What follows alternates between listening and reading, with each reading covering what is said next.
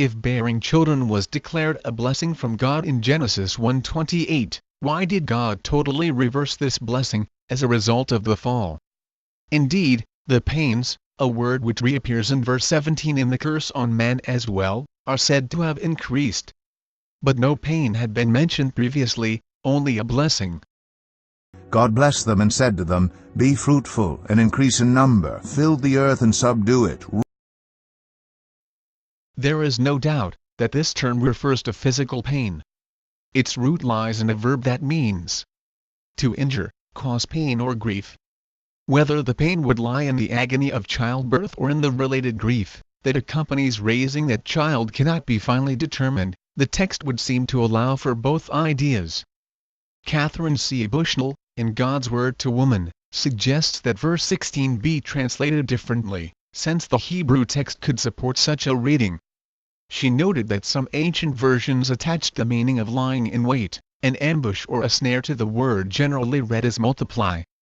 This idea of a snare or lying in wait, however, may have been moved back to Genesis 3:15 from its more normal position in Genesis 3:16. Bushnell would render the opening words of verse 16 this way, Unto the woman he said, A snare has increased your sorrow and sighing. This translation is not all that different in meaning from the more traditional, I will greatly multiply. The difference between the two readings is found wholly in the interlinear Hebrew vowel signs, which came as late as the 8th century of the Christian era. The difference is this. Using capital letters to show the original Hebrew consonantal text and lowercase, to show the late addition of the vowel letters. Ha-rba, rrba, I will greatly multiply, and hi-rba, aorib, has caused to multiply or made great a lying in wait. The participial form arb appears some 14 times in Joshua, and is translated as ambush or lying in wait.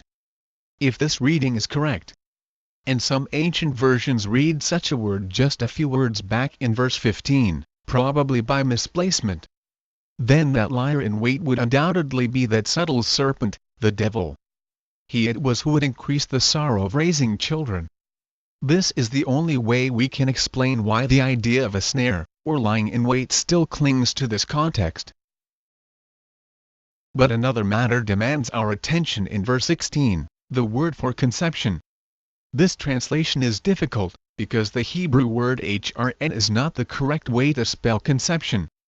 It is spelled correctly as hrjwn in Ruth 4:13 and Hosea 9:11.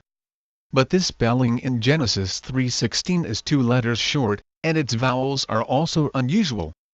The form is regarded by lexical authorities such as Brown, Driver and Briggs as a contraction or even an error. The early Greek translation, made in the 3rd or 2nd century before Christ, read instead hgn, meaning sighing. The resultant meaning for this clause would be a snare has increased your sorrow and sighing. What difference does such a rendering make? The point is simply that this curse cannot be read to mean that the right to determine when a woman will become a mother is placed totally outside her will, or that this function has been placed entirely and necessarily in the hands and will of her husband. Furthermore, it must be remembered that this statement, no matter how we shall finally interpret it, is from a curse passage. In no case should it be made normative. And if the evil one and not God is the source of the sorrow and sighing, then it is all the more necessary for us to refuse to place any degree of normativity to such statements, and describe either the ordeal of giving birth to a child, or the challenge of raising that child, as an evil originating in God. God is never the source of evil, he would rather bless women. Instead, it is Satan who has set this trap. The next clause strengthens the one we have been discussing by adding, in sorrow or pain you will bring forth children. Once again note that bearing children in itself was a blessing described in the so-called orders of creation of Genesis 1:28.